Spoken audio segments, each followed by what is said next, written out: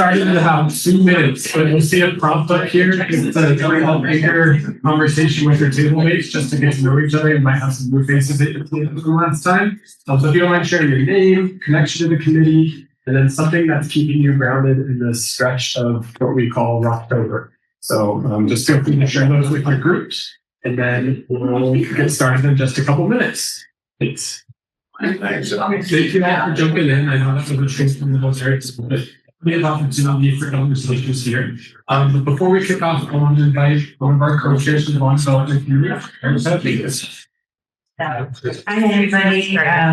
So we'll give you an inspirational message this evening. But really, I am inspired that you all show up and give up your evening to come and talk about all of the things, school, buildings. I know I think 2 weeks ago, we had very exciting conversations about HVAC, about windows, all the things that we all get really excited about. But really, it all is an ecosystem where our kids come and they feel really safe, they feel comfortable, and they're ready to learn. And that's what our mission is to make sure that our kids are comfortable and they're ready to learn in the spaces that we have and that they feel safe. So today is going to be a continuation of all of those other things that we're going to keep talking about, all these exciting topics. And I know you're going to learn more than you ever wanted to know about how school is run in all of the parts. But you're going to be great advocates in our community as we talk about this bond with our community members and get them to also know and realize how important this is for us to pass this bond for our kiddos. So thank you again for giving your time this evening.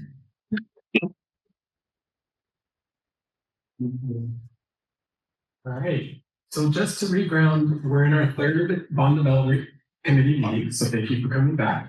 And you'll see here that our purpose is to continue with our representative committee to establish consensus on recommendations. So tonight's going to be a continuation of the overall process we were talking about, where we're going to be able to get some more data, do some group input and sense making of that data to be able to move closer towards those recommendations that we'll bring towards the community for some feedback before formalizing the recommendations towards the school board. Wow. Get to the next one. Perfect. And so just as a recap from the last meeting, you got to hear from Saida and Dave and Maya regarding building the systems. And then you got to hear from Derek regarding technology as well, and have some group discussion around what were the top priorities that came to mind. We did a share out of those as well to start that process of moving toward consensus. And so tonight's going to be a very similar framework where you're going to actually hear from Hugo around building safety and security, and then you'll get a chance to hear from Melissa around career and college pathways here at Hillsboro School District as well. So really excited to dive into these topics with two great presenters this evening, and then excited to jump back on the mic with you all to help kick off some group discussion and sense making before we close out for this evening. So with that said, I'm going to ask Hugo to come on up and share some information around safety and security. All right, hello everyone. My name is Hugo Sandaron. I am Public Safety Manager with the Hillsboro School District. And I just want to start off by thanking everybody in this room.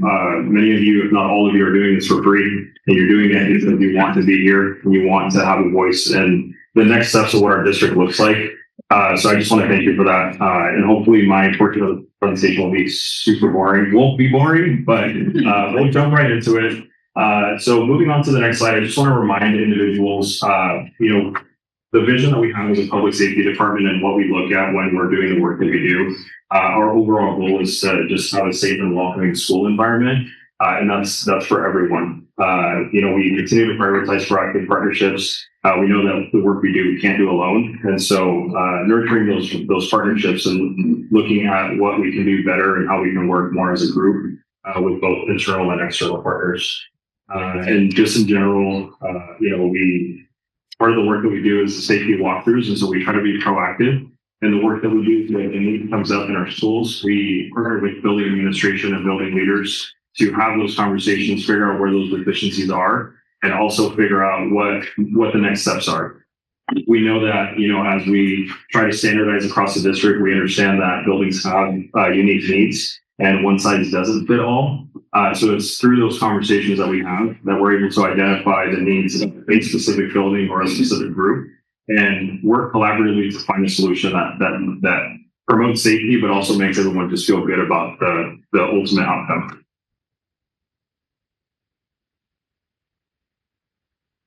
And as individuals come into this room, many of you come from different walks of life. Some of you may have kids that go to the school district. Some of you really just live in the Hillsboro community. And so understand that, the way that our schools look and the way that our schools are safe affects every single one of us in this room, regardless of if you have a very obvious direct involvement. And so I would empower you to look at it from that lens as we move forward into looking at some of these specific examples of what we're trying to do.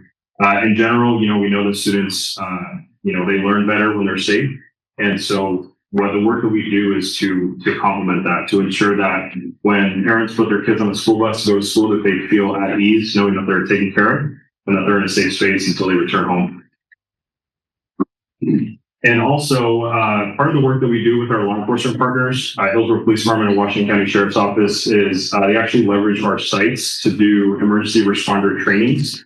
And so you may have seen on social media or even just walking around the community in previous times, they've utilized places like Blanco High School, Evergreen Middle School to do the work that they do in preparation for what we hope is never an event in the city of Hillsboro.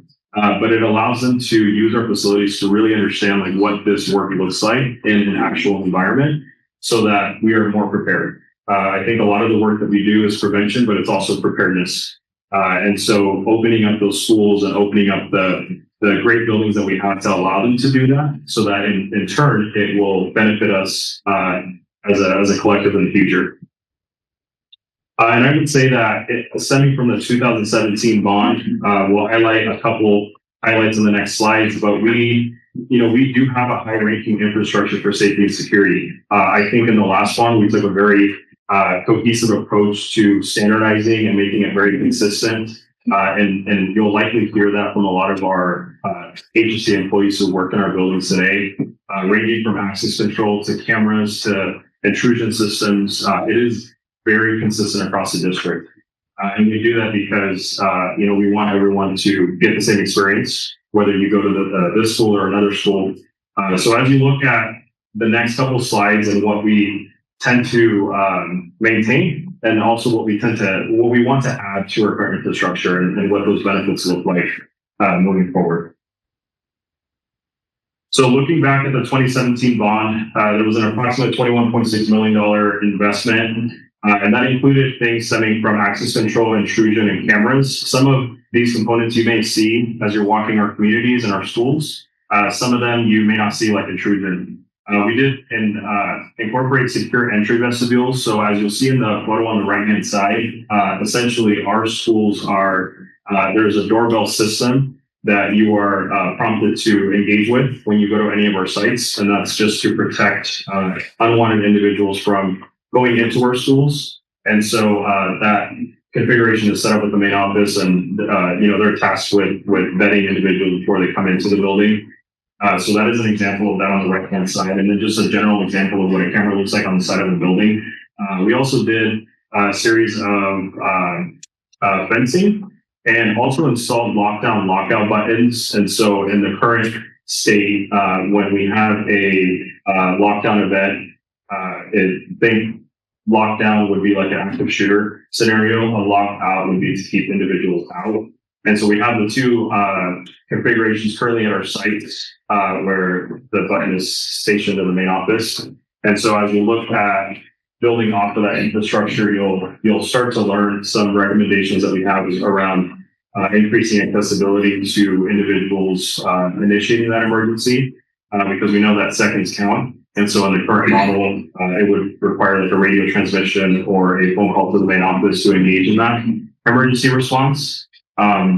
So as we look at a lot of our bigger buildings, we want our staff to feel empowered and educated to make those decisions if they see things that meet the criteria that, they can articulate, requires an emergency response. And so what you'll see in the next couple of slides is approximately $19 million in additional investments into our schools. And I'll highlight what is building off what we have now and what new implementations would be moving forward. And when we're looking at safety and security components and what we want to advocate for, a lot of the basis of this decision-making comes from the crime prevention through environmental design. So that is a very nationally recognized model that we would follow. Technically, it's only 5 considerations. So you look at natural surveillance, natural access control, territorial reinforcement, maintenance, and activity support. But we do have a 6th one that's called a balanced approach. And so we know that there's hundreds of things we can incorporate to our buildings, but we also want our buildings to continue to be welcoming. And if we do too much, they start to become unwelcoming. People start to feel unsafe. And so when you look at physical barriers, fencing, secure vestibules, all of those components, we think about those things. We want our facilities to be safe, but we also want to find a balance. And so taking that balanced approach allows us to just sort of meet in the middle and make those decisions accordingly. So we've broken it down into 6 different categories. First being security systems. So, our first priority is updating the aging access control camera intrusion technology to maintain reliability and reduce false alarms.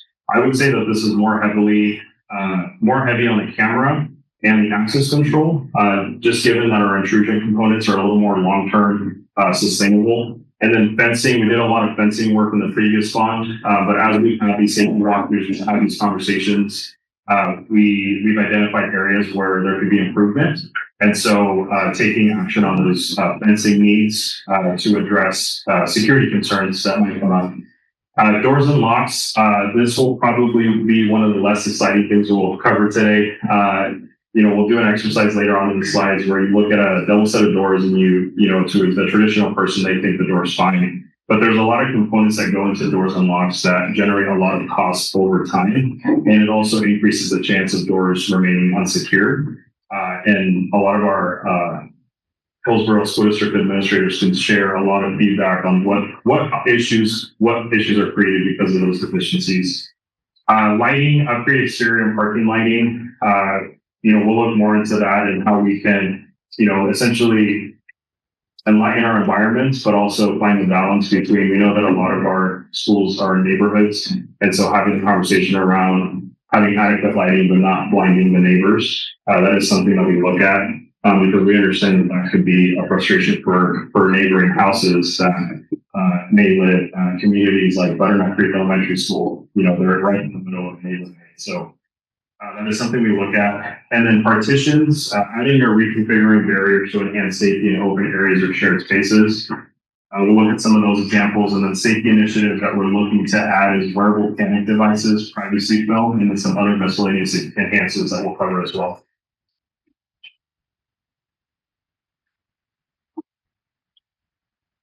Next slide, please.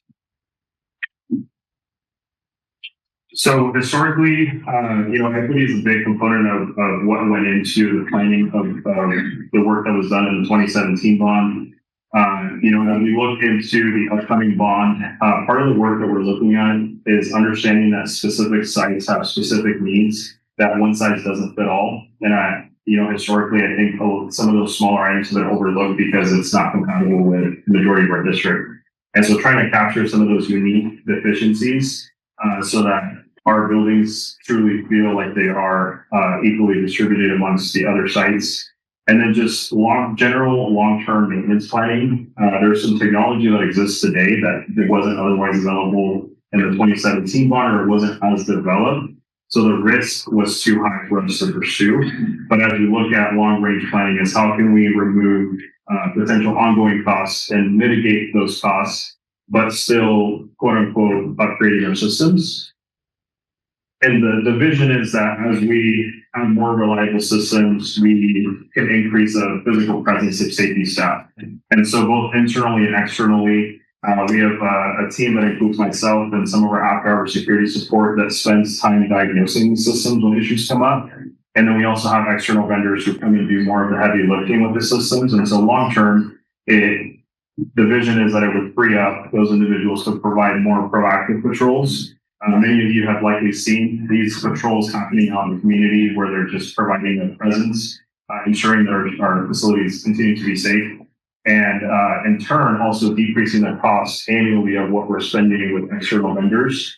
And that's just the nature of our systems. They're just so, they can be very complex. And so having experts come in and help us maintain those systems to a certain degree is continues to be a priority for the district.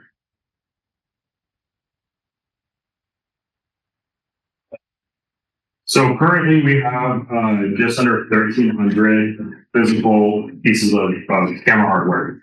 Now that actually multiplies in some degree because some of our cameras are dual lens, some of them are quad lens, and so you'll see a variation of these cameras throughout our facilities, and they're intended to cover different environments. And so we know that with technology ages. For some of these buildings, some of these cameras went in 2017. The average lifespan of a camera is 7 to 10 years, and that's just for the camera to stay on. But as we know, technology evolves very quickly, and so some of those cameras, the resolutions aren't as great, and so sometimes we find challenges with being able to leverage the cameras that we have out there because they don't match the environments that they're in. And so one of our focuses moving forward is trying to, if it's an external camera with a rather larger campus, is maybe we look at a higher resolution so that if and when something were to occur and we have to review footage, we can actually leverage that footage and get distinguishable factors out of that footage. And so that's something that we'll be looking at. And a lot of the technical behind the scenes equipment that most won't know about that goes into our infrastructure for just the cameras and the access control. We have a lot of access control panels, management servers, much of which are physical right now. The bulk of our physical equipment actually comes from virtual recorders or just recording devices in general.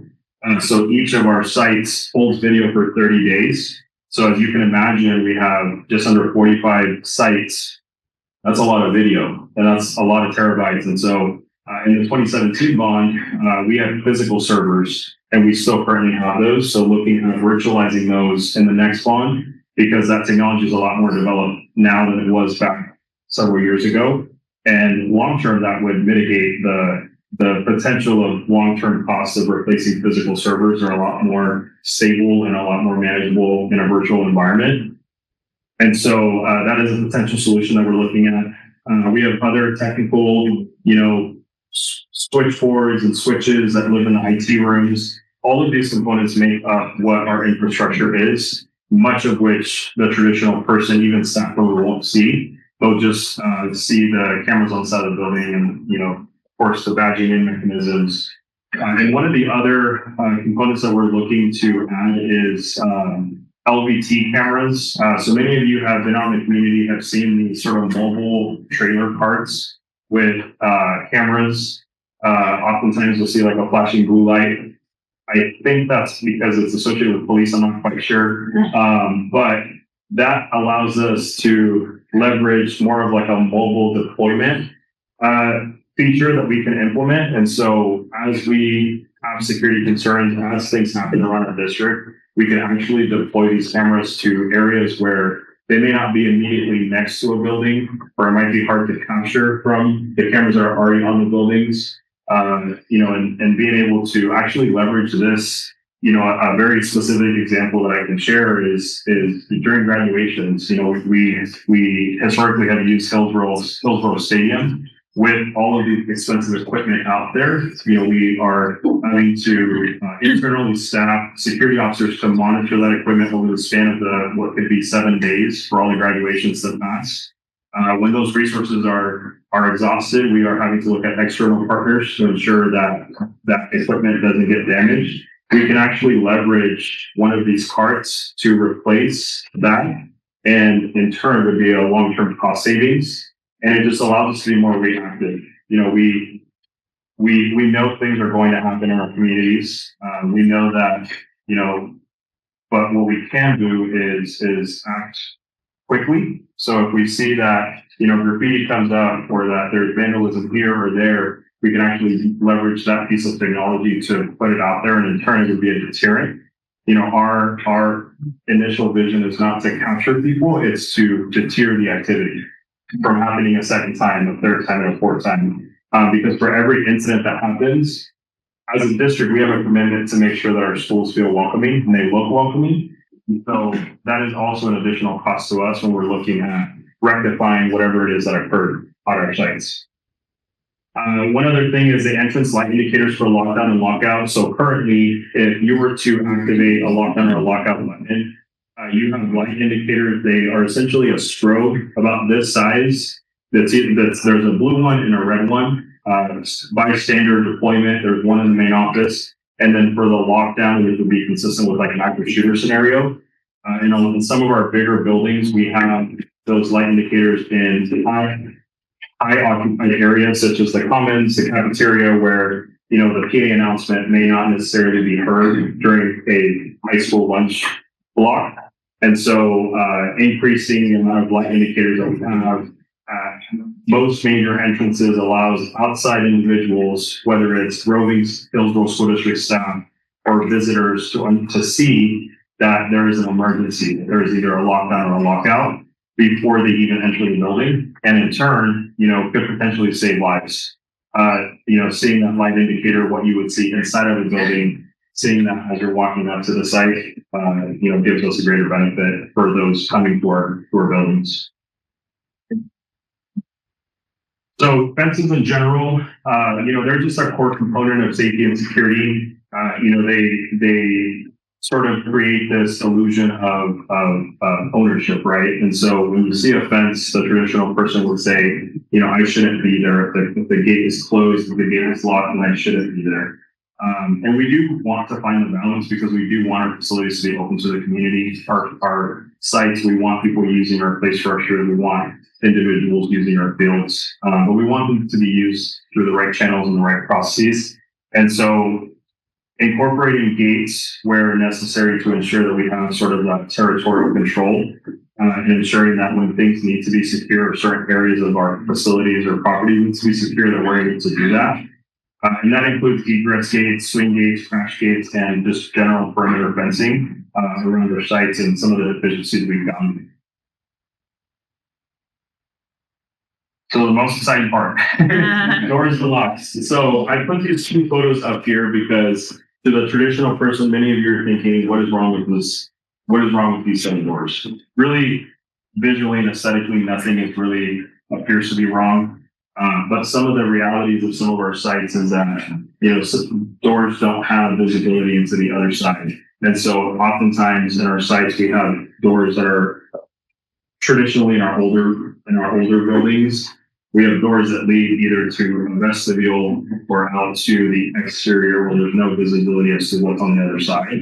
And so upgrading the doors to having that visibility, and also like the door mechanisms in general. So if you look at the top photo on the top left, that's what you would call essentially it's the arm mechanism that controls the door. You can, in some models, you can prop it open. What tends to happen is those certain parts of the door age, it creates ongoing repair cost, but it also starts to leak fluids. It's kind of like the analogy I'll use, like a car. If it's not functioning properly, it'll start leaking fluids. And so, we have a great locksmith who gets on top of those issues repeatedly, but long term, that's a lot of labor hours and sometimes having to outsource to external vendors because the need is greater than what we are capable of internally. So just in general, when we look at deficiencies, these are the top three components that we look at. We have a great partnership with our fire department. They do regular inspections at all of our sites. And so, identifying fire and life safety deficiencies and where we can improve, that is going to be probably the first priority and non-negotiable. So whatever work that we can do in getting ahead of these, what could be deficiencies in the future, allows us to financially plan versus having to source some money last minute out of who knows where, because we all know we have very little money. So ADA accessibility upgrades, just in general, making sure that all of our spaces as individuals with disabilities navigate our sites, that they're able to adequately navigate and not, sort of take those barriers away, and just coming up to compliance in general with that, and then just general facility condition repairs. A lot of the work that we do is repetitive in some areas of our building. So identifying what doors or what components are continuing to generate service calls, both internally and externally, and essentially, illustrating the photo that the long-term cost analysis is it's in our better interest to replace that component or that door or that, the general component of the building, because long-term it's going to cost less. So just having those conversations and being able to do this work during a bond where it is expensive work in general, like the locksmith ask of the overall amount is about $6 million, which is a lot of money, but there's substantial data to support through our safety walkthroughs that there is a need. And so that can be sort of create a line item list of what that looks like.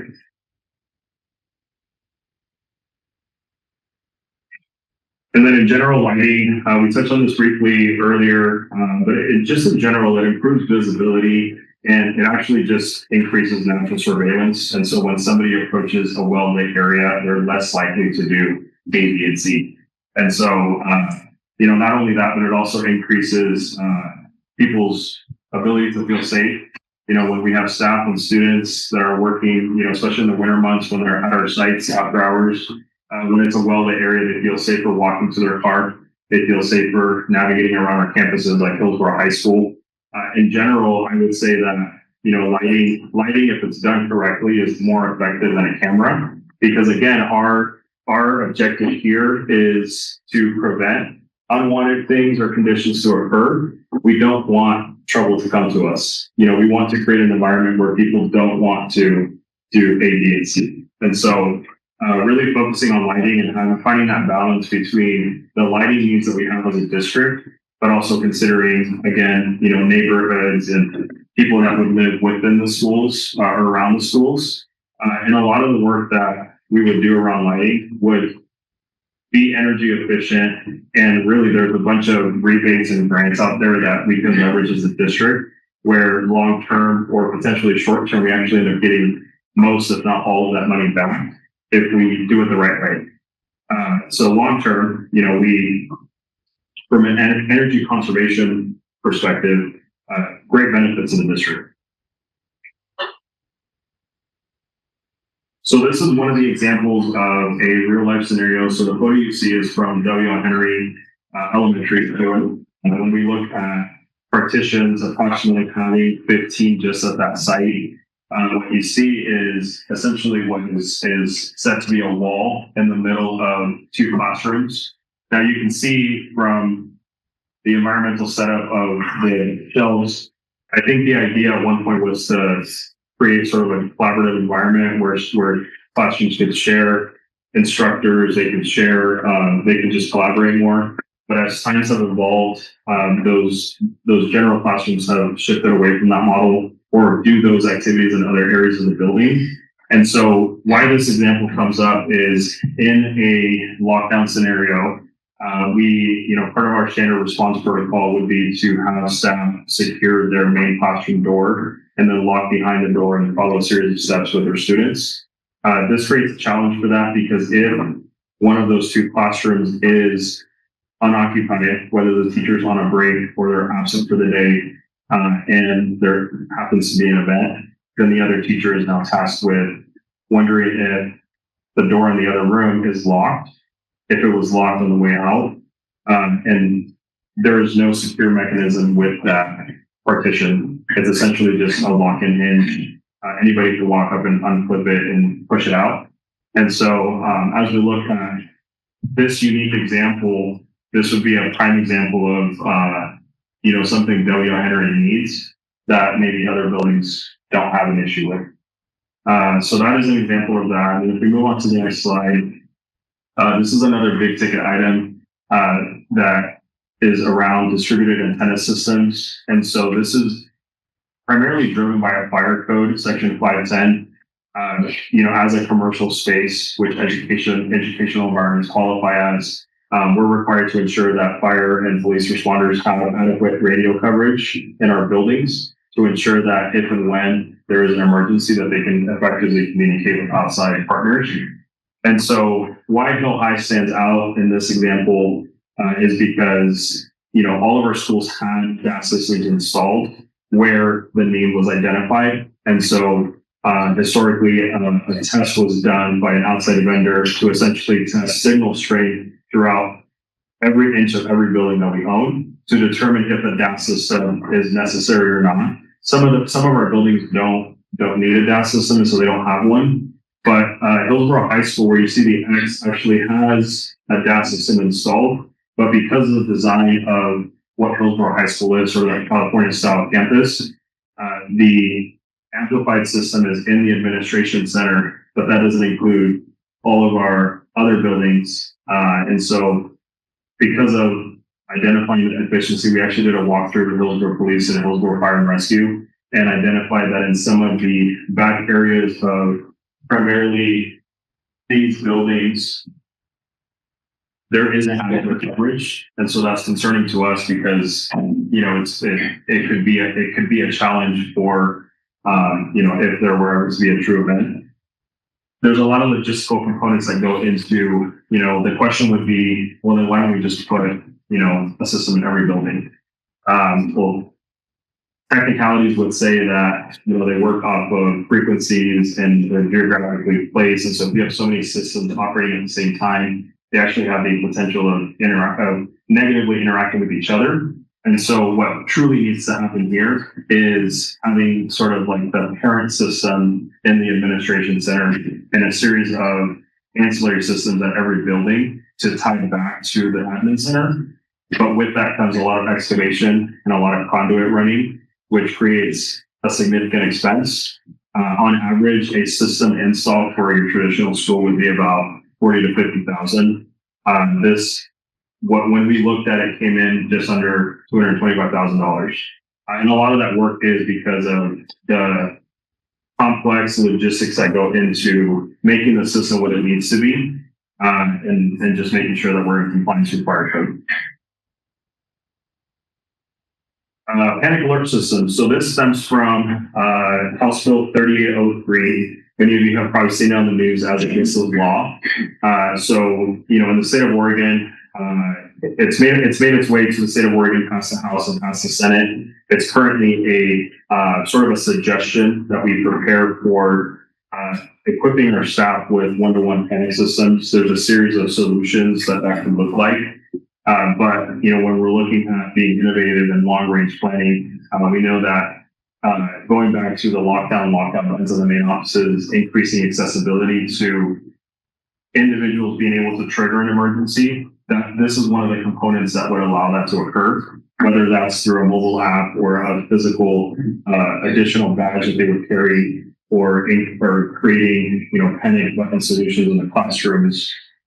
And we've, you know, very preliminary looked at some vendors and identifying what those solutions can look like. But essentially, it's a lifeline to a staff member. And that can range from, a lot of these solutions have, you know, the ultimate event trigger, which would be a lockdown, but they also have what's called sort of like a quick assist or like a get help button, that it's a lower level, site specific, something happened, whether it's a medical emergency or an altercation, something that a certain amount of responders, whether that's administrators, health office assistants, or whoever that might be, like the internal safety team, can immediately be notified that, hey, I need help in this room at this time. And then that just helps get resources there quicker. And then in relation to privacy film, so this is a real life example over at McKinney Elementary School, as we're looking at, again, mitigating costs long term. And, you know, I think many in this room would be surprised how many people would just casually walk our sites during the school day and just look in the windows. It's kind of creepy, but I think people mean well. But it can create sort of a sense of unsafe environment for some people. This is a real life example of McKinney where they actually, you know, I want to say about a year or two ago, they went with a vendor to have this installed, completely separate of what we had been looking at. But I put this in here because it's a great example of a real life example of what our district as a whole could look like. This, in theory, long term, could replace blinds. Blinds are very expensive and very hard to maintain, and you know there could be a lot of factors that go into that. You know, sometimes we have little ones that like to play with the blinds, and this is more of a permanent solution that allows us to not only get the privacy component of it, but also long term cost savings.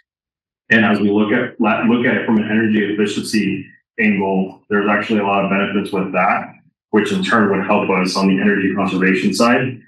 Maybe lowering those utility bills that are an expense to the district because it controls the climate a little better with that additional film installed. So in general, I just want to recap, the work that we do as a district surrounding safety, directly supports the overall Hillsboro community, regardless of where you come from and, what role you play in our community. I think that when our schools and our sites feel safe, you're excited to go use our facilities after hours.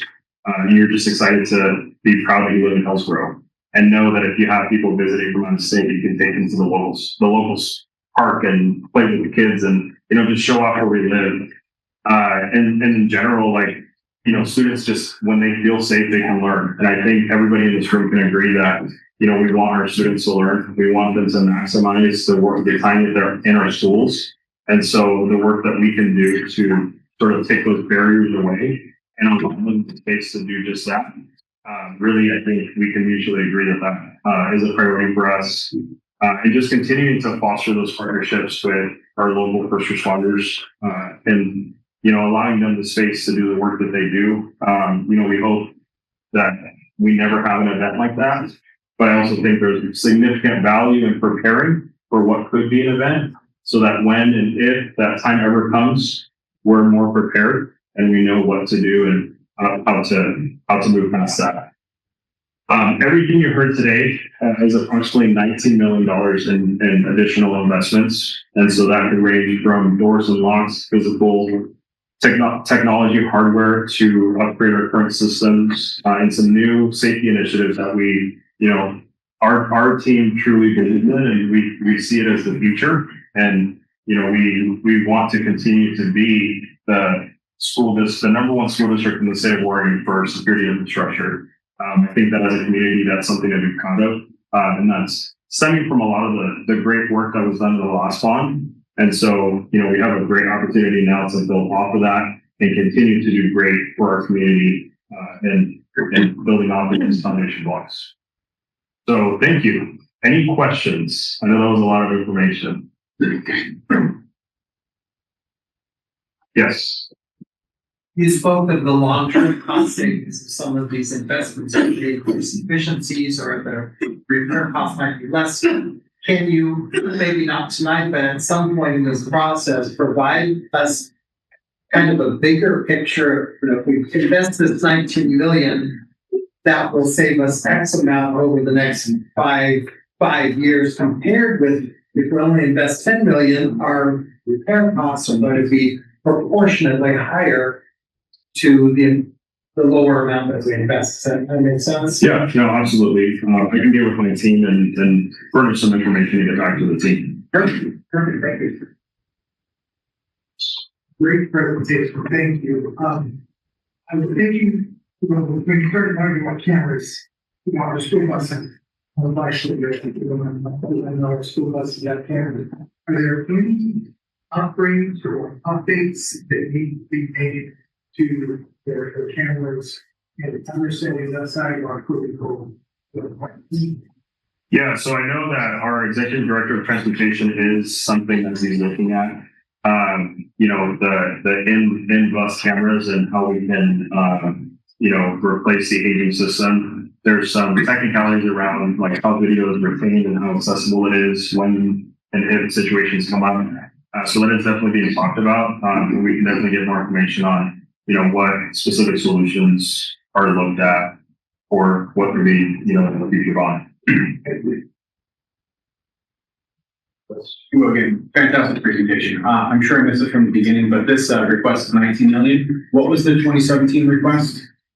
26.1 million. 21.6. 21. Oh, I'm currently on this 21.6. Fantastic. Thank you so much. And I would also add that, the numbers are very close together. I would also add that, 21.6 million in 2017 is very different than it is today, as we can all probably relate to. And we are also adding some additional safety initiatives that add to that cost. And, you know, what I would say as well for the 2017 bond, because our infrastructure at the time around access control cameras and intrusion was so outdated and so inconsistent, it was a lot more, dirty legwork that had to be done. So we had to pull a lot of cabling and a lot of the behind the scenes things that people don't necessarily see to bring it up to that standardized model where, you know, we got all new cabling, which long term saves us money. I think, sometimes when we take shortcuts, we end up paying double the price. And so that was a huge win for the previous one is, as a district, we decided that we're going to replace all the cable because the cable might work today, but it might not work in 2 years. And so when we can replace cable that gives us 10 to 20 year sort of expectation of reliability to a district, long term, that makes more sense. So that's why the cost was so high in the previous one, was because of that, a lot of that behind the scenes work occurred to make the systems what they are today. Hugo, can you, hopefully I'm not sparking you here with this question, but if we were to go with the panic alert system that you talked about, has the cost been modeled out to be like, because that's like a software and annual expense, right? How long has the line item for that potential investment been costed out for? Yeah, so in the current line item pricing model that we put together from the safety department, we accounted for a 5-year span. What I've learned very quickly is anything nowadays is subscription based, which is something that we have to plan for. So when we look at solutions that you've probably seen on the Facebooks or the Instagrams of the world are the Raptors, the Centegics, Prices Go, Rapid Alert. There's a multitude of solutions. They all come with an ongoing cost, and the big factor that contributes to that cost is how big is our district, what do you want it to do. And so we're continuously having those conversations to figure out, like, we know just about anything's going to cost money, but what is the best solution for the district? It's not the flashiest solution that everybody wants to sell you. It's what's the most practical for our district, because we understand that we have needs that are specific to Hillsboro, and we can still accomplish the same goal. So just continue to have those conversations and giving us sort of like a buffer to plan for that long-term ongoing cost, because we know that when we implement something, we likely won't take it away. So making sure that we do it right the first time and making sure that our staff feel like it is a tool, it is an additional tool that can leverage. There's a lot of the heavy lifting and why we're doing the heavy lifting now to ensure that we get it right the first time. And then we're not having the same conversation in 3 years and trying to go with a different solution.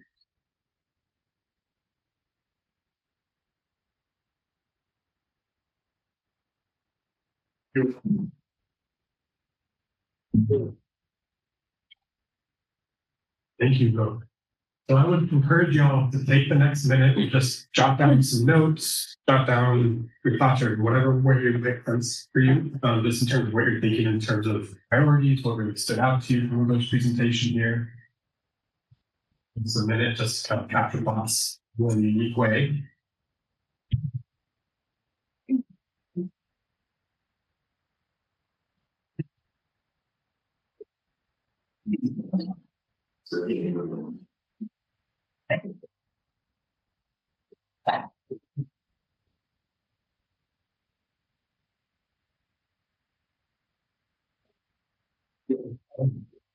So what we're going to do now is we're going to split the difference in 5 to 10 minutes and do a 7-minute break. And then we'll get a chance to come back together. We're going to hear from Melissa on career college pathways next before we launch into some group discussion. So see everybody back in here at 4:57.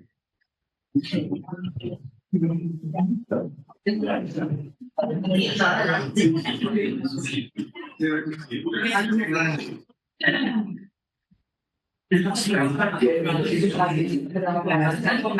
job, Hugo.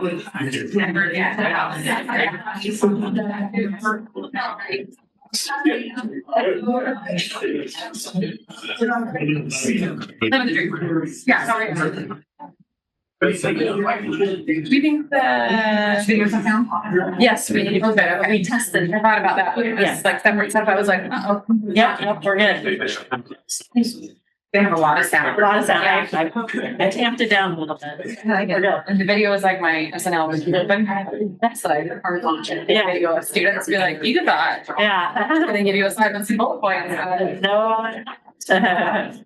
I wish I should have really the moment in time where we can stop the sustainable, as it goes on. Yeah.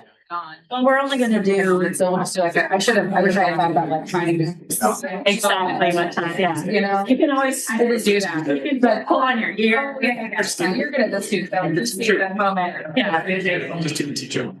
Yeah. And see.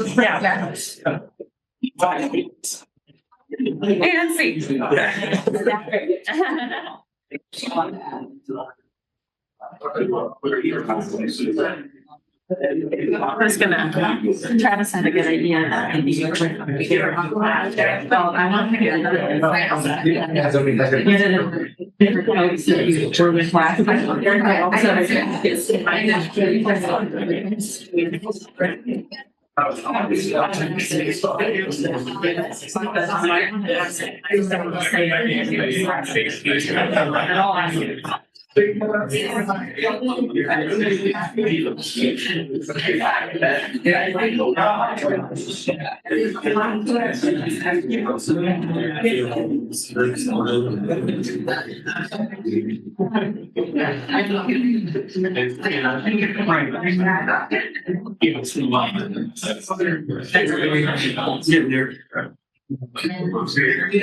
So for you, John, are you?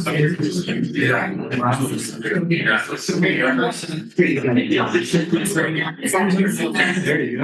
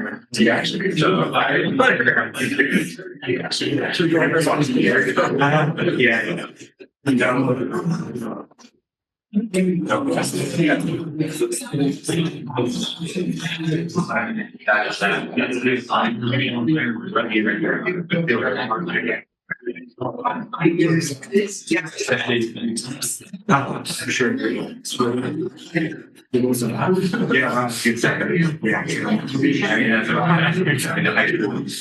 I suppose it's rare.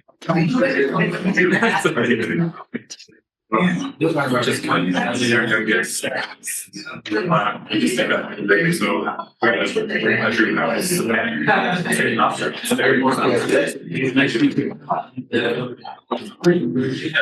what is downstairs?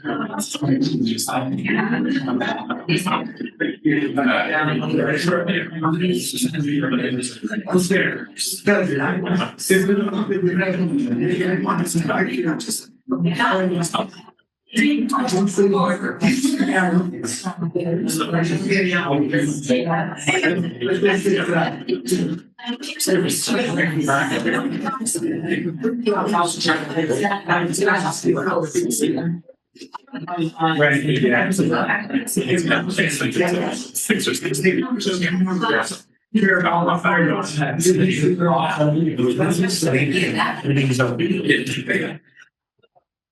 It's good flavors.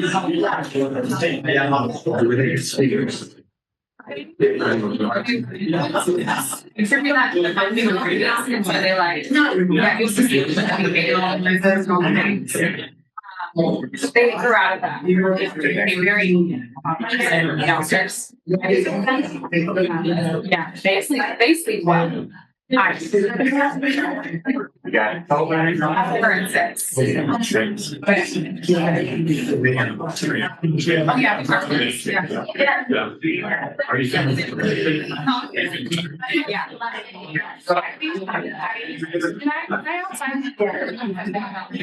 I didn't mean someone use the phrase properly. That was it. I had never heard that before, and I was like, oh, that.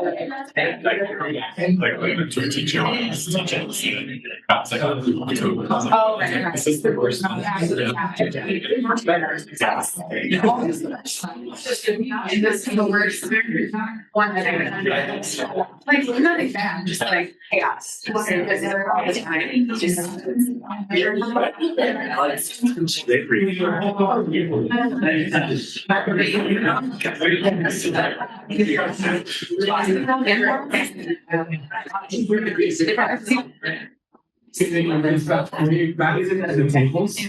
Great. We're gonna get started in just about a minute here.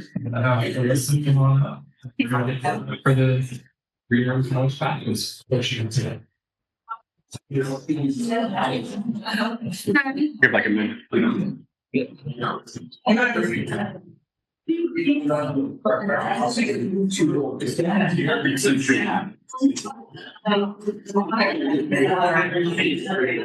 Do we have a lot of people online? 7. I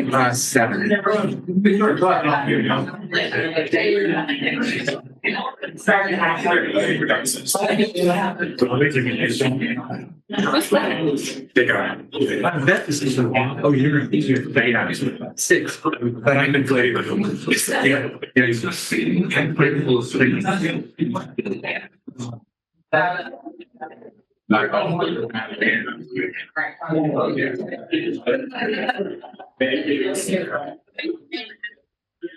we start saying words? I've been saying words all day, so. Like I'm saying as many as Ugo though, give me a funny look. I don't want to talk.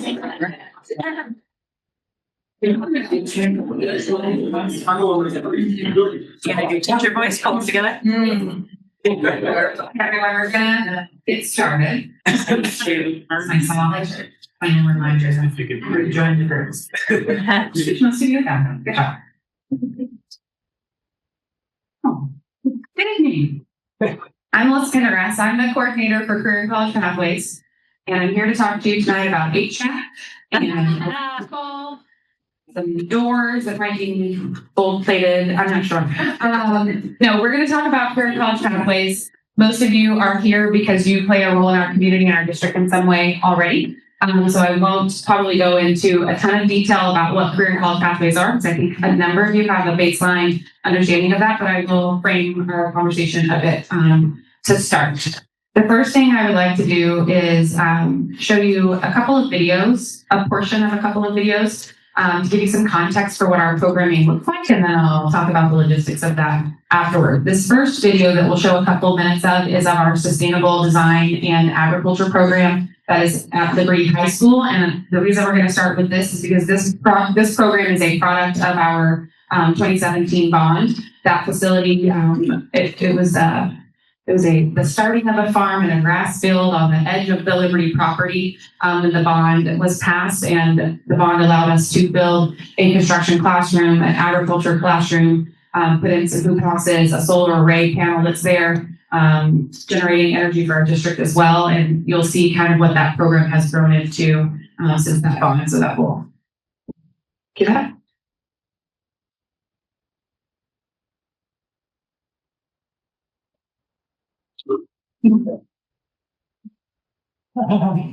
Really doing it. Really doing it. I promise we checked it first. Go for tech for the bond. Wi-Fi upgrades.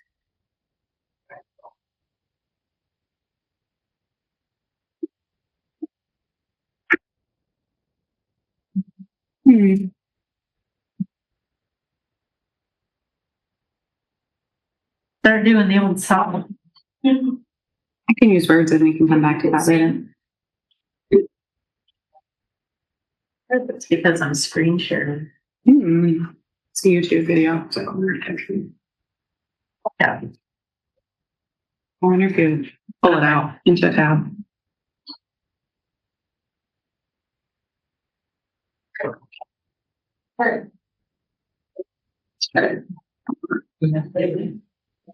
No, I don't want to do that. We're going rogue now. Okay, hold on. Hold on, people on screen.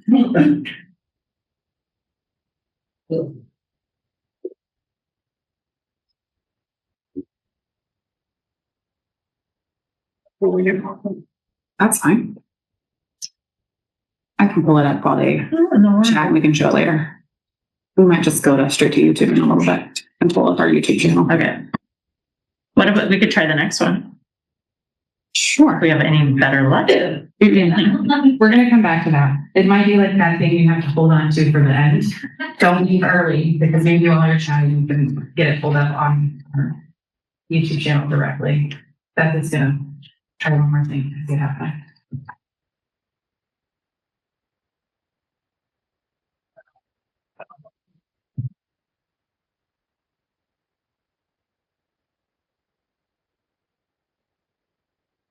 It's on our CCP site.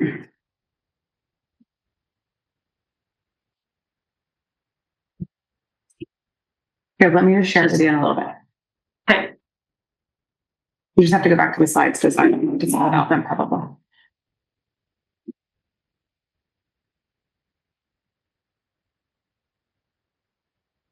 See what you're doing. Now you're getting clever. But you know what? If you just go to one of those, it'll link into, because that video is brand new, so it's not linked here yet, but go to one of those and it'll take us to our YouTube channel and you can find it. So now if you go here. No one started. No. I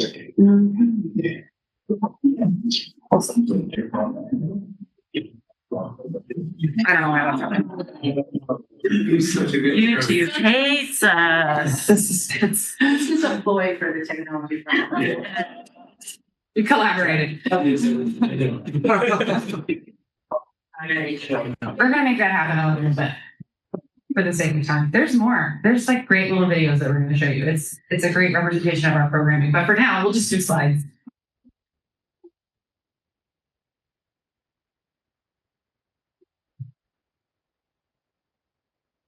we'll track them all up. I know.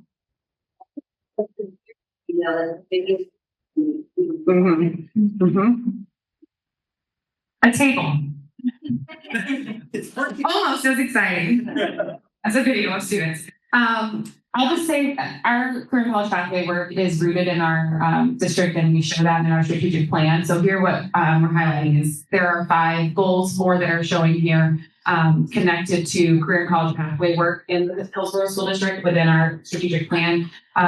This highlights really our focus is not just on how many programs are we offering students, but more about how are we offering those programs and how are students accessing those programs. So one thing that we like to think really intentionally about is how those programs are developed, the partnerships that we have with industry, the connections that we're making, what the representation of our student body is in those programs, because our hope at the end of the day is that students leave career college pathway programs prepared for whatever their next step is, and they've had a chance to build that skill to prepare in a way that they wouldn't have otherwise and to make those connections. And we also hope that we're doing our part to diversify the workforce in our community so that it's representative of who they're serving. And so that's something that we connect to closely as well and track that data. And we're making moves every year in the right direction in terms of our strategic plan and this work.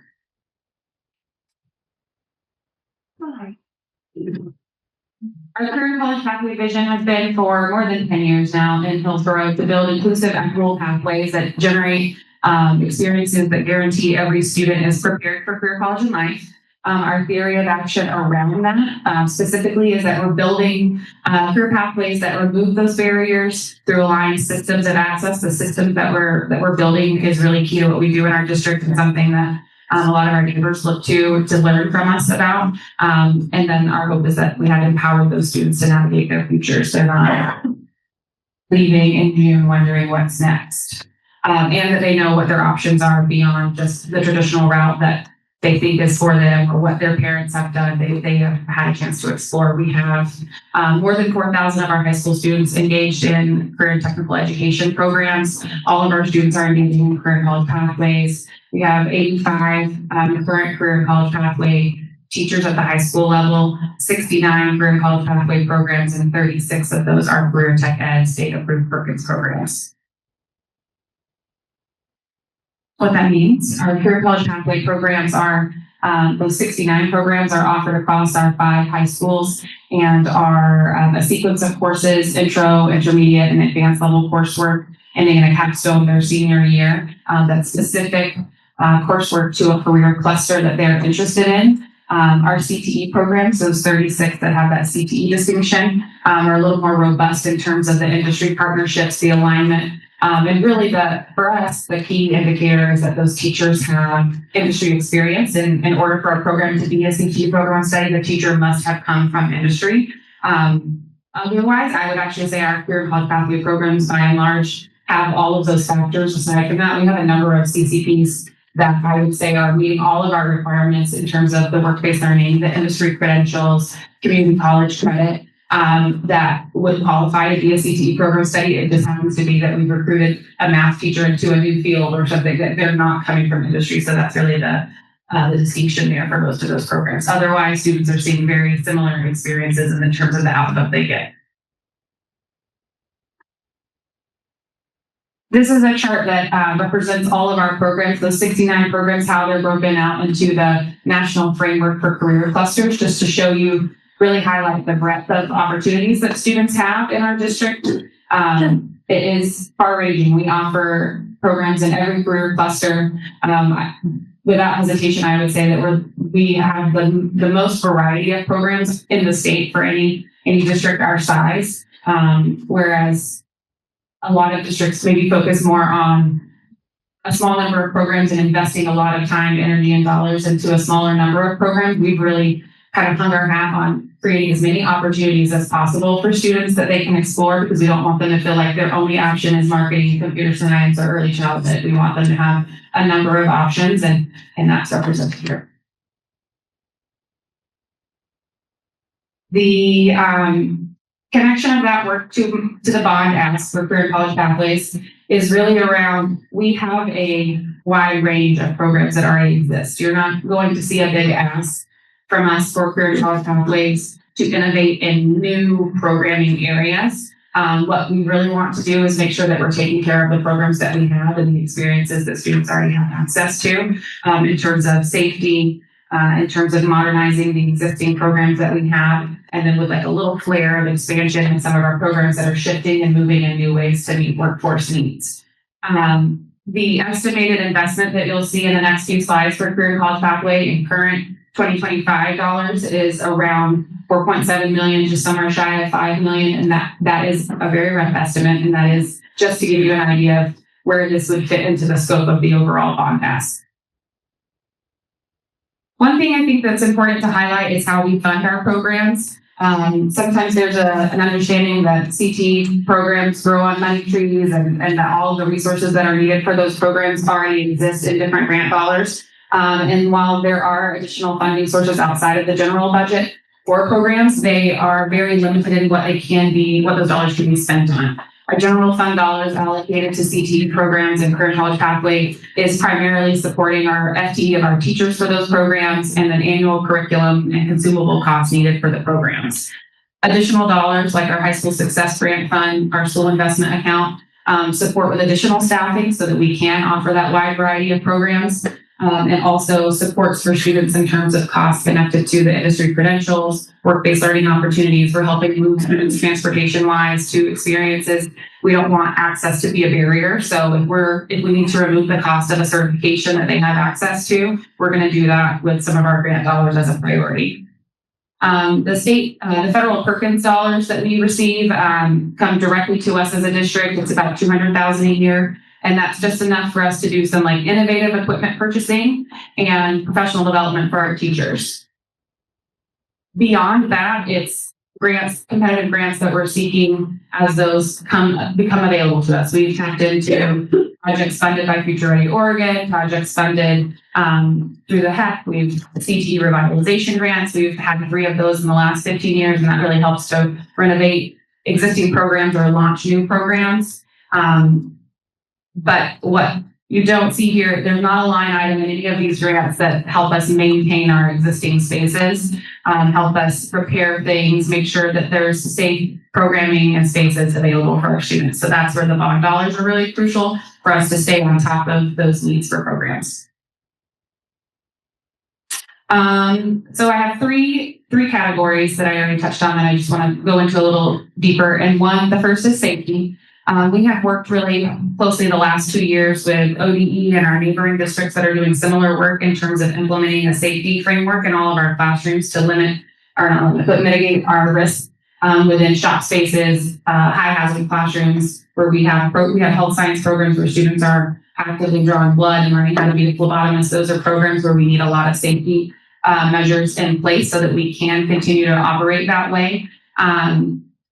We started the year with all of our classrooms doing walkthroughs, and we did a hazard risk assessment tool with all of our CTE spaces and had folks from facilities join us for that. Our risk managers joined that. Some of our insurance folks and PACE joined us with that, with those walkthroughs as well, and identified a number of things that we can do to really ramp up the security of those programs and the safety concerns that need to be addressed. We have had 3 hours of a follow-up with all of our teachers on our staff professional development day that we had last week. Was that last week or the week before? And they took a look at all of that and gave us their recommendations of how they would like to address that. So there's things as simple as we need to install locking cabinets to make sure that these chemicals or the needles that are being used in phlebotomy are in a locked cabinet, all the way to, hey, we have a shop space that we have pieced together year by year when we can get a piece of equipment, and we've put those pieces of equipment in whatever spot was available in the room, but it actually isn't a safe work zone. It's not a flow that makes sense for what you would see in industry. So we need to pull all of those out and set up zones for safety and reconfigure some spaces. And that might reveal some things around electrical needs, ventilation needs, HVAC needs for some of those programs to ensure that we have safe spaces. The other piece I put in italics because this is kind of something that Hugo touched on. We talked about security. We worked to identify what are all of the camera and security needs for our CTE programs. So that comes into play with the security piece as well, because we have a number of programs that have multiple classrooms and one teacher. And so how are we improving our line of sight for teachers to monitor what's going on from room to room in classrooms? We also have active preschools that are running at our high schools and our early childhood ed programs, but we don't have a great way for those parents to come to the door and communicate with the staff of the preschool program until they physically open the door to let them in. So having an intercom system and a way for them to communicate would be really helpful in terms of safety practices. Beyond safety, there's a couple of key things that we'd really like to do to modernize a few of our spaces. The Falcon Farm that we'll hopefully see a video of later has 2 hoop houses. One of those has power, one does not. We'd love to get power to that hoop house because that would allow them to operate both hoop houses throughout the year in terms of the heating components that need electricity there for that hoop house. On a slightly larger scale, our automotive program our teacher has been in that program for nearly 30 years. So that is a longstanding program. We expanded that shop space in the last bond to double the number of bays there. What we'd really like to do to make sure we're staying current with workforce needs is transition one of those bays into an EV bay, which is not necessarily cheap. It's not a huge ticket item, but in terms of outside of raw dollars, it is a huge ticket item. So being able to modernize that space to ensure that we're sending students out into the workforce prepared for what that landscape is now would be great. We also have a media communications studio program at Liberty High School that partners with our graphic arts and our marketing program. And we have a stellar teacher who has a number of years of professional experience as a digital photographer, and students that are really excited about that program, but a space that is really dated and needs an overhaul. So we would love to outfit that program with the bones are there, but it just needs some upgrades. There's lots of outdated recording equipment, film equipment, studio equipment that needs to be renovated there. The other piece is our CTE computer labs. We have specialized advanced computing labs that are needed beyond what a Chromebook can handle. Like we are one-to-one with students, but that's not the same as running CAD software, running Rhino, running Adobe Premiere, Photoshop. Like we need those labs in order to run those programs to prepare students for industry. And we do not need to replace all of those labs right now. We've kind of got them in a cycle where they're every 5 years or so we have a batch. And in line with the bond timeline, 8 of those labs would need to be replaced. If they're not, we'd be pushing those being more than 8 years old beyond the bond. And that is not something that we can use any CTE or career pathway grant dollars for. So we have in the past relied on the bond to replace a number of labs when we have the opportunity to. And then the last on modernization is our auditorium AV technology needs. All 4 of our high schools need upgrades to their auditorium AV. We have a couple that are not functioning at all in terms of the sound, the lighting, the projection system, and that's a big impact.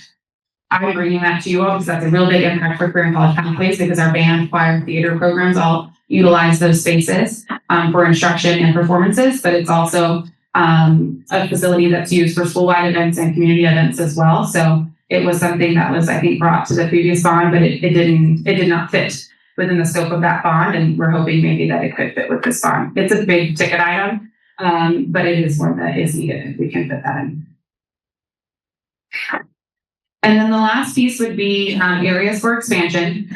We are in our 3rd year of our diesel service technology program, also a space that was supported by the last bond. Our transportation support facilities over on Jacobson Street has our facilities, has one of our transportation shops, and a number of other programs that are operating there, and including a CTE program for diesel, with that connection being that it's connected directly to our transportation program there, with that tie into students being able to access work-based learning. It's a small program. It's one bay with a classroom, and that bay is there, but needs a lot of things installed. It needs a lift. It needs lockable storage and workstations for students. So it just needs to be outfitted more than it is right now to support the needs of the students and the teacher in that program.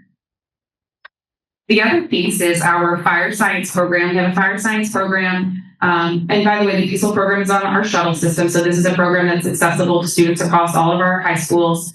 Our fire science program is as well. It's one of our original shuttle programs, open to students across the district. Currently, the first year and the first half of the second year, so their sophomore and first semester of junior year, those courses are done in a standard classroom at Liberty High School. And then the second half of junior year and their senior year, they bus to the Hillsboro fire station and the training facility and work with the fire instructors there. So their junior and senior year, they have a very immersive experience with our fire folks, and that's phenomenal. The first year and a half, I think we lose kids sometimes because they're in a standard classroom that we've tried to make work for a fire program, but it's not enough space and it's not the right space for them to really get hands-on and practice all of the skills that they're trying to learn out of the gate in the intro class. We don't want them to wait to get hands-on until junior, senior year. We want that happening earlier. We also have a fire truck that is housed at Falcon Farm, because that's where there's a space to park it and safe. But it is not undercover, and fire trucks are not meant to be in the weather, and this one is sitting in the weather. So the dream would be there's a space that can hold a modular classroom that we could design for fire science instruction and house the fire truck and an ambulance in the future, we hope, at the Falcon Farm property. And we would love to include that. That would be like the big expansion ask for career and college pathways, because the fire science program is in demand for our students. It is something that is directly connected to our community. It's one of our programs where we have a lot of examples of students leaving our program and going straight to the workforce. Many are working for the city of Hillsboro in the fire department, so we'd really like to continue to nurture that program and give it a space that's worthy of the experience we want students to have, especially in that intro and intermediate year.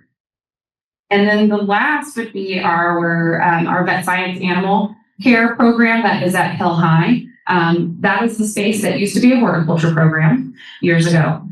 Transition to meet industry needs to a vet science program 9 years ago. I just guessed. I'm looking for it was 8 or 9 years ago. We transitioned that to a vet science program.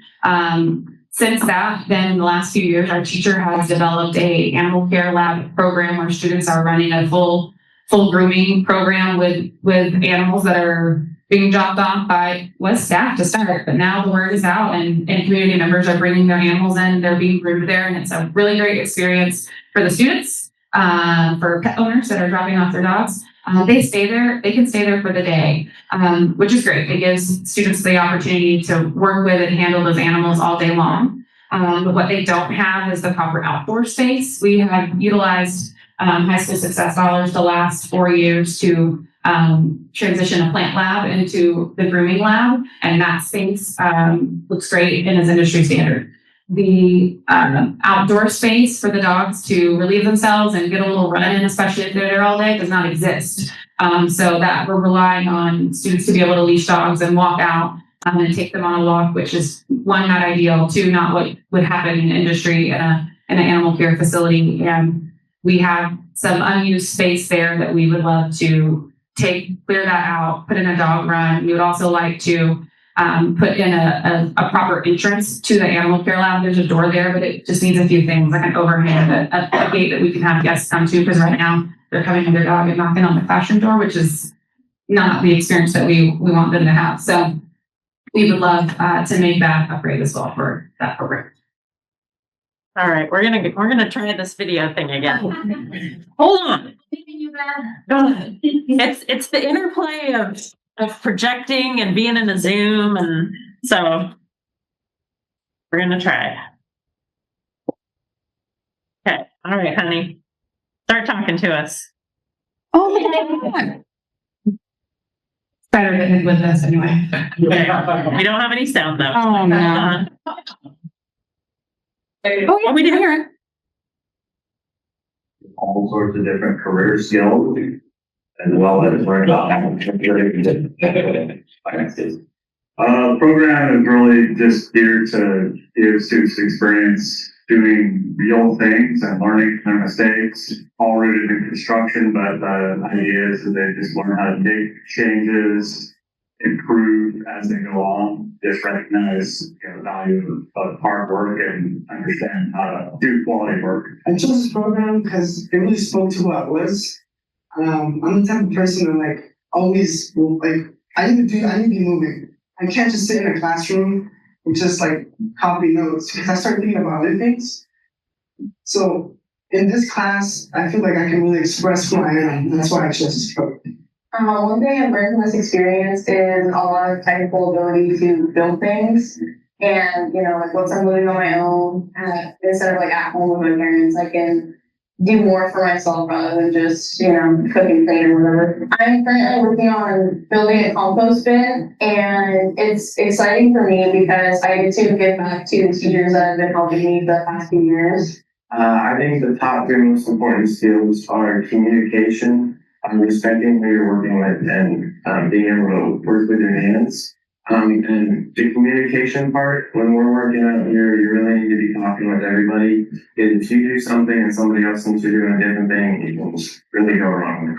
My goals are to work in the ag field, but more recently I like to do senior project manager. I think it'd be fun, and these classes have really prepared me because they taught me a lot of the skills I need for those fields, and especially how to work with other people who aren't the same as you. Overall, yeah. Right? You go 2 for 2. Let's do it. I think the most intriguing part about being a firefighter is the adrenaline. It's definitely cool to be able to, be hands-on. We do a lot of the same stuff that the firefighters literally do on the line. My favorite thing about being a firefighter is we get to walk in slow motion.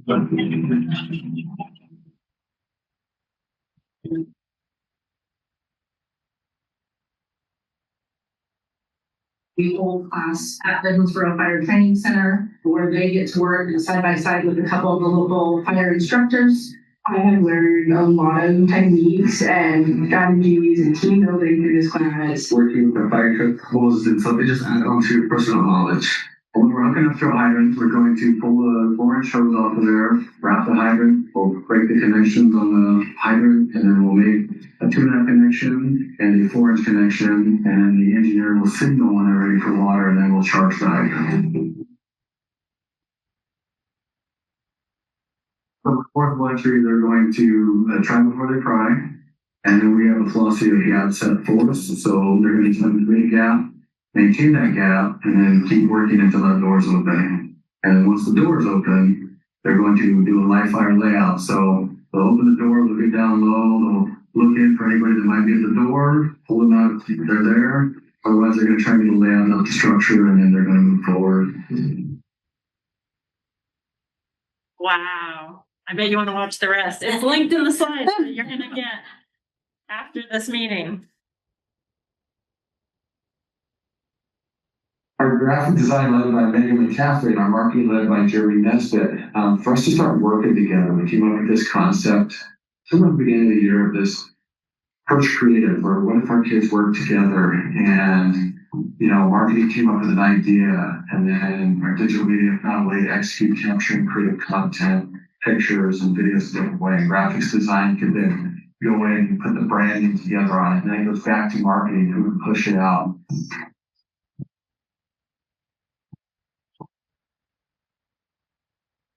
Digital media, I guess, has been known as video communication, but really trying to encompass all digital media and involves photography, video, an aspect in that area. I chose this program because I've been wanting to do filmmaking since I was about 11, 12 years old. And when I was forecasting for things in 8th grade, this was the closest thing I could find to making movies. And so I decided it was going to be my pathway pretty much immediately. And that's why I took it. I think I knew how to edit before I started taking these classes, but I've definitely gotten better at editing, especially with sound. I got a lot better at sound editing. And I've also learned how to set up lights and how I look on camera. And also patience has been something that I've gotten better at. Questions? So we're on.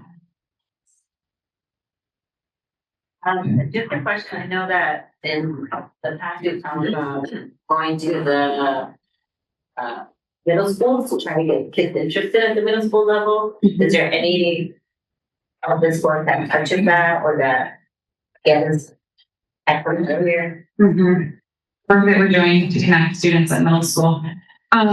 Not specifically in the bond asks, but we do, that has been intentional work that we've done the last couple of years in partnership with our counseling department and with grant dollars from the Hillsboro Schools Foundation to support integrating relevant equipment into the programs that do exist there. The students also have the opportunity to do some of those career action lab courses where they can test out and dabble in different career pathways at the middle school level. We have counseling teams that have taken students, our high school students, down to the middle schools to talk about those pathways and show them some hands-on demo, but specifically to the bond, no, not at this time. So I was looking at, I think it was like the third or fourth slide in that had the percentage of the CCPs. That one right there. Mm-hmm. So like arts, entertainment, design is 24.5%. Mm-hmm. How often, or if ever, does the CCP go in and look at and find out what percentage of careers in Hillsboro, Washington County, Oregon, is this a line? I love that question. Often. Okay. This pie, that piece of the pie is large because Unlike other districts, we package all of our electives as a career college pathway. So that's representing our choir programs, our band programs, our theater programs. So those are represented there. To your question about the workforce data, we partner really closely with our local workforce groups, with the city of Hillsboro to regularly monitor where are those openings and what are the sectors that we know in Hillsboro. If we're not addressing needs in manufacturing and construction and healthcare, we're not addressing the critical workforce shortages. So we do look at both. We look at one, what are the workforce needs? So we're preparing students for the jobs that will be there. And then two, when we're sourcing information from students about what their interest areas are, then how are we marrying those two? Where like we know that some of these programs maybe are not necessarily, they're high wage, they may not be in high demand for the next 10 years, but we still have a tremendous amount of student interest from those programs. So as long as we can sustain programs and know that we're also meeting the needs of programs to funnel into the workforce, then we're in a happy space of what do we need and what do students want, and blending those together. Second question, Yeah. maybe has more to do with one. You mentioned transporting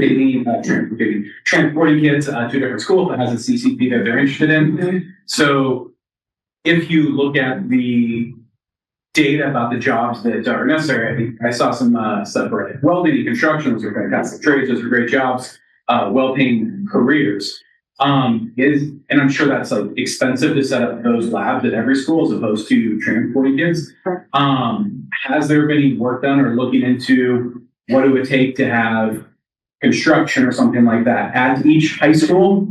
Because I'm sure that like my kids, if they were interested in some of the trades, they're not going to be bused to Liberty to go do that in the century. But if it was after school, they might be much more interested in doing that. So has there been work to find out how much it would cost some of those more in-demand jobs, whether it be manufacturing or whatever it is, if there were those programs in each school? Yeah, we would need the whole bond if we wanted to set up even just two or three more of those spaces. Like if we wanted to replicate our construction program that's at Glencoe, we wanted to replicate our manufacturing program at Century, we would need upwards of 25 million probably just to do those programs.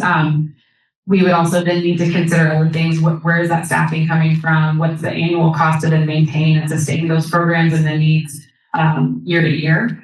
So it's more, we could funnel a ton of bond dollars into setting up new programming, but then do we have the means in this economy, especially to then sustain those programs long term, would be a consideration we make. But what we've tried to do with the programs that are on our shuttle is make sure that we're offering programs that aren't currently replicated. So there are 9 programs on our shuttle. We have about 550 students accessing the shuttle system every year to get to those programs. So there's a lot of student movement for those programs, and it's like, yes, transportation. I know we've got lots of bus drivers that are running an entire operation. Blows my mind what our transportation team has set up to move students around our district in a hub system. But those are our high wage, high demand. There are a few outliers that are not on our shuttle that we would love to see on our shuttle in the future, and that's just working with our schools, the manufacturing program at Century, construction at Glencoe. Is in the room right now. Construction would be a great program for us to add to the shuttle if we could, but we can't meet the demand of our students at Glencoe that want construction. So it's conversations around like where do we have that wiggle room to pull students in to open up access, or do we look at a larger investment to replicate programs and buildings and leverage more bond dollars for this type of work?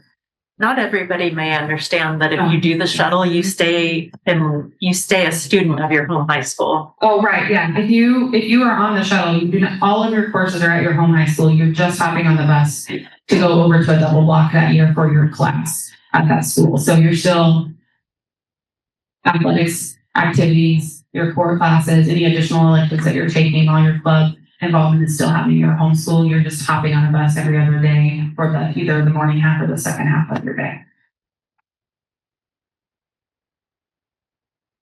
Other questions? Oh, great. Thank you.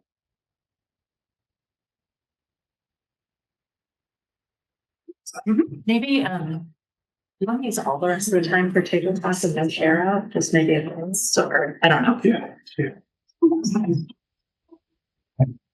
Okay, so what we're going to do now is we're going to move into table discussions and group discussions to get a chance to talk through thoughts on your mind around priorities and issues you might have around safety and security as well as college pathways. And so with that, we're going to move into, thinking about timing now. We're going to do table discussions for the next 15 minutes, and then we're going to do a truncated group share out just to close. But we'll have a block at our next meeting to do a more formal, here's what came up across the groups, just giving time where we are for this evening's session here too. So we'll move into table discussion here for the next 15 minutes and then close out. Sorry. If you are finding yourself sitting at a table with all the same people that you were with last meeting, you should get up and move around, shake it up a little bit. Also, we are going to have this table up here do their entire discussion in Spanish. So if you're comfortable with that, I would encourage or invite you to consider moving to this table. If you are not comfortable with the conversation in Spanish, maybe move and join another group. But so move around, and then hopefully, is there a note taker at every table? Somebody with the digital note taker and or somebody willing to write handwritten notes that we can transcribe? Bert's gonna move. Bert, are you gonna be a note taker? Oh, Bert's gonna move. Sorry, you're my Bert too. Our consultant. Every table needs a note taker. Good. And you're gonna join the online? You're gonna do the online?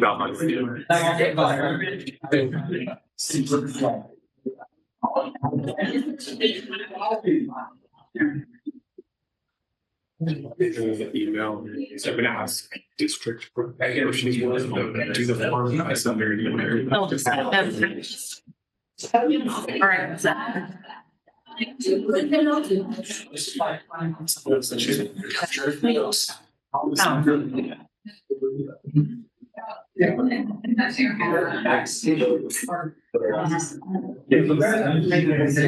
Oh, she's made it, yeah. Yeah. Oh, I agree. It was in later. There's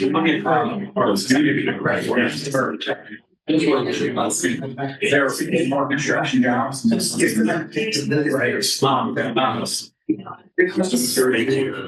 might go to the mail slide.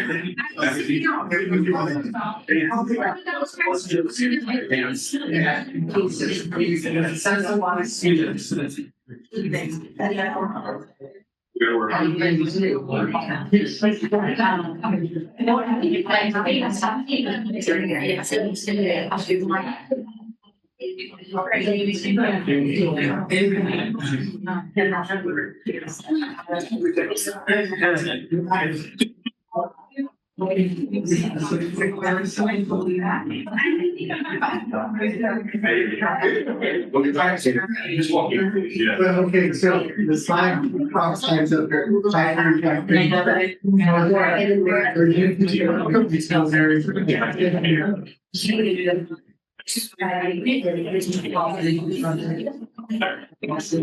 I thought I did. There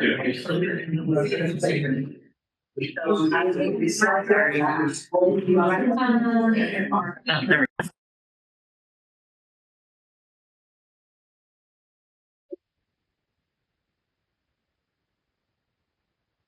Hi all, good evening. Thanks for jumping on virtually. If y'all are still there, I wanted to get a chance. Hang on, we're going to figure out some technical components here. Just a second.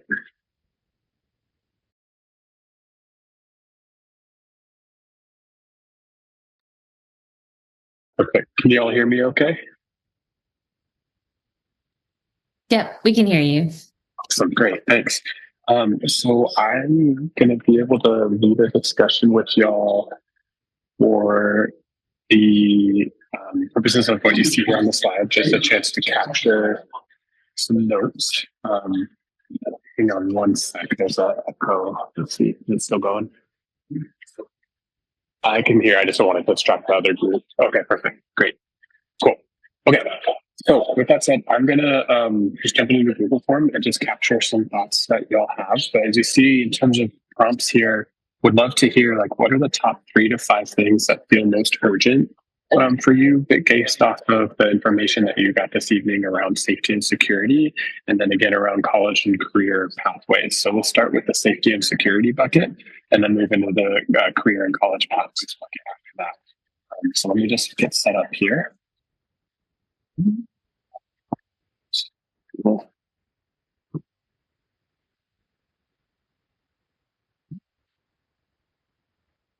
Okay. Yeah, would just love to open the floor for any thoughts, reflections that you have when you think around the safety and security. What are the top 3 to 5 things that feel most important or urgent for you within that area, and why?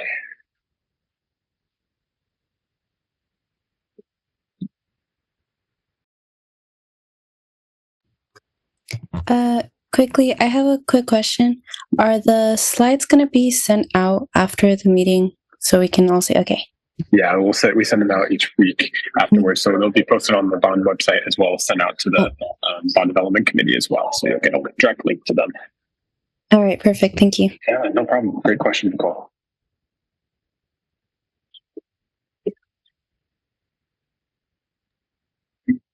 From the group. Yeah, and I'm just FYI, I'm from Right Public Affairs, so just kind of more of like attending but I do go ahead.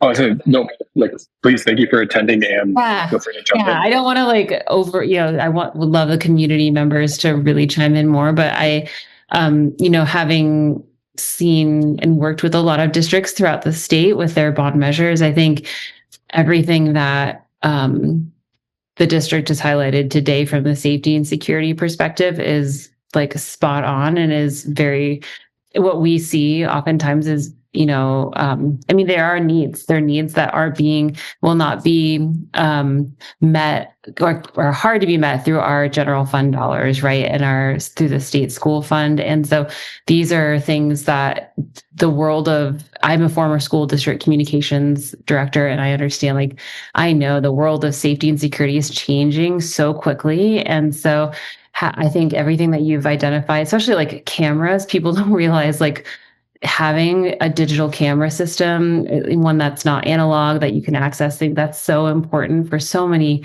safety and security reasons. And so anyway, I just want to just give feedback. I think everything that was brought up is great. I don't know if I have a specific urgent need because I don't live in your community. So I'd love to hear what other folks online feel like is the most urgent from their perspective.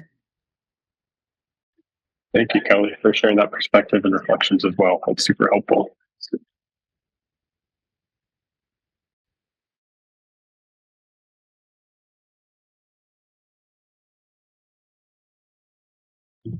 All right. Building off of that, I do agree that the things that they talked about for safety were spot on. Specifically, I like that they highlighted the fact about lighting, even though it is something that they would have to work out with neighboring communities to the schools. That is something important, especially during the winter times here in Oregon, right? It gets really, really dark very, very early during winter.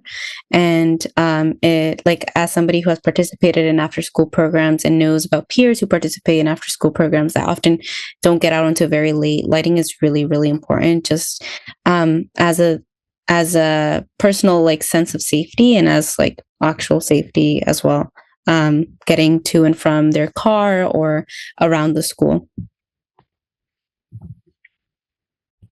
Thank you, Nicole. I also like to point out that I do like what they said about safety and security, and also the remodernization of the cameras, because the students' safety is really important, especially if we know who's coming inside the building. And I've also talked to many of my friends about just students just coming in without permission and just getting in easily. And so sometimes in those areas, we don't have the designated cameras and even updated cameras, since sometimes they may be graphic, it may be like grayish, and it may be just too slow to identify these students. So it's really important to say where we set those cameras, and just also know who is entering our buildings at any given point of time.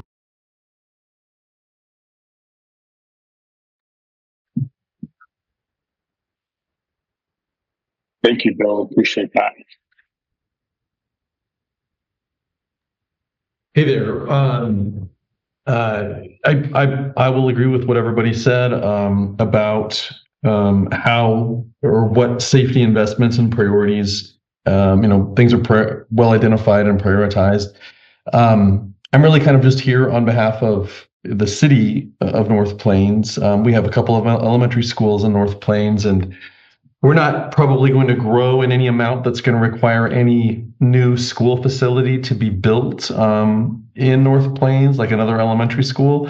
But the types of security improvements and investments that were discussed, we definitely see value for the community with the schools that we have, seeing those kinds of priorities. So we just chiming in, I would just underscore what everybody else said. So thank you. Wonderful. Thank you for chiming in. Any other thoughts or questions around safety and security? It sounds like, in general, I know we had a snapshot from the viewing of a smaller group on virtual platform today, but it seems like we have a lot of resonance, as we shared, with the components that are there. And similar with what Kelly shared, to jump off, I'm here supporting the process and the work I've done with districts locally in Oregon as well as up in Washington State. The piece I would add is like a lot of these components have Hillsboro in a great spot to really continue building off of a very strong foundation too.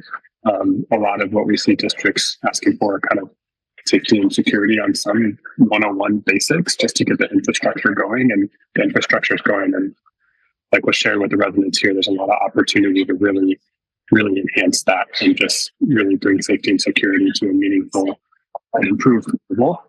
For both staff and the community as well. Really appreciate that. Perfect. So unless there's anything else on the safety and security component, let's jump into any thoughts, reflections, and or questions around what you feel is most urgent within career and college pathways. And similarly, if there's Billy Joe, please jump in.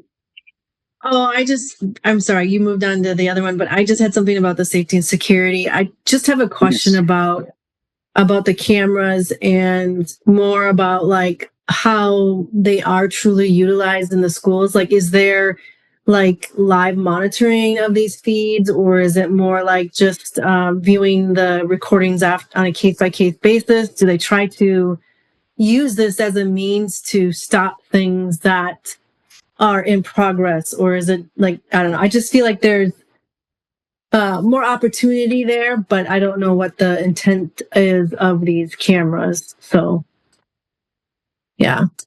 That's a great question and great point you're raising. Is I hear this idea of like, are the cameras supporting that?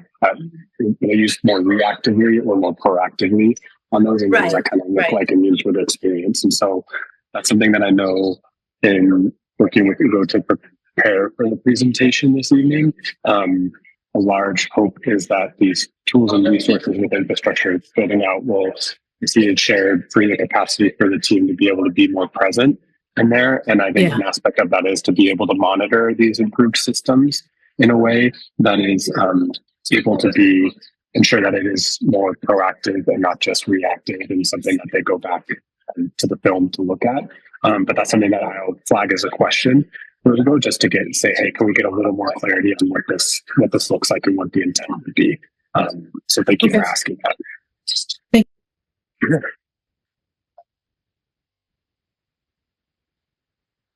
And please feel free to keep bringing up safety and security, but also just want to open the door for career and college pathways as well. So similarly, what are the top things that feel most urgent to you? It could be a similar of like everything that was shared feels urgent and makes sense, or it could be like I'm feeling extra urgency on these specific areas, or is there anything from your experience that you didn't hear in that bucket that you would like to be considered and why?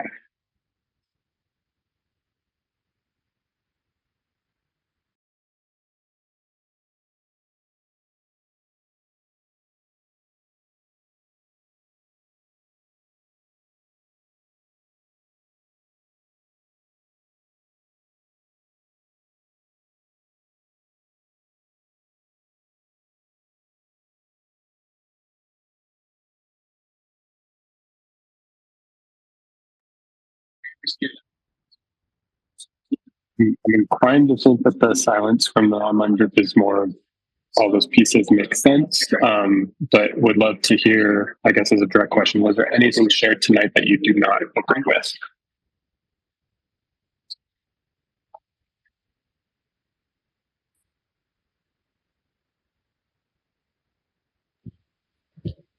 Not particularly. It is great that we are highlighting the CCPs. I am a high school student from Glencoe High School, and they are definitely something that is very present for us high schoolers. And it is great that we have these opportunities highlighted. It is a bit kind of, I know that they're trying to be better in making sure that every school has similar opportunities. Currently, it doesn't really feel that way for a lot of high schoolers. It's very difficult to access some CCPs that are present in other schools if you don't have a form of ride, such as a car that you can drive to and from your school. So there is a lot of limit in accessibility when it comes to CCPs that I've particularly noticed. So there is that, but I feel like it's not something super urgent. In my opinion.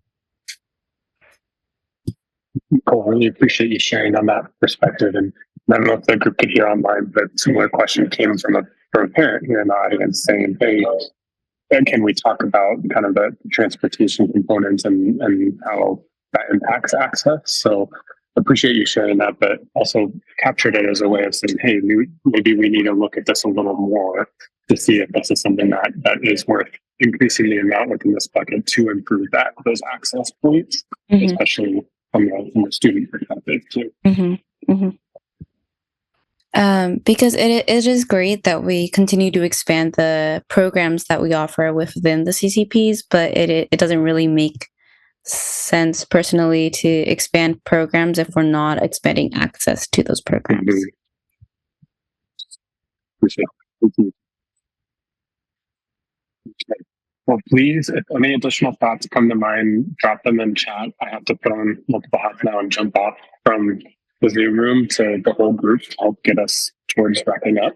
But please feel free to drop in chat and I'll pull those in to these notes here as well. But appreciate you all being here with us virtually and jumping on.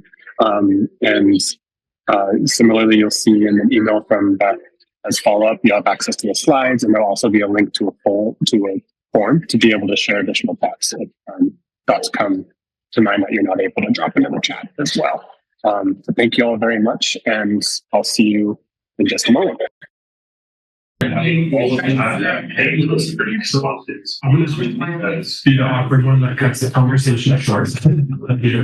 But wanted to just reiterate process-wise. So we're refining our note-taking process through meetings. Your table captains have been capturing notes in Google form. What we're going to do is be able to analyze those to share back at the next meeting that, hey, here's the buckets we've talked about so far. Here's the consensus that's starting to emerge. And here's some nuances or questions that have come up that we need to dig a little deeper in as well. So we'll be sharing that with the committee at our next meeting as we dive into our last two buckets as well. So that'll be a chance for us to kind of do the group recap during that time. But just wanted to say thank you very much for being here. A big thank you and round of applause again for Ugo and Melissa. And our next meeting will be on Thursday, October 30th. Same time. Costumes optional. No pressure, but also pressure. But just wanted to say, we'll be sticking around, so if you have any questions, please don't hesitate to reach out. And also, Trident's up, go Mariners tonight. And hopefully the good momentum keeps going. So thank you all for being here and really appreciate it. And we'll see you in a couple weeks.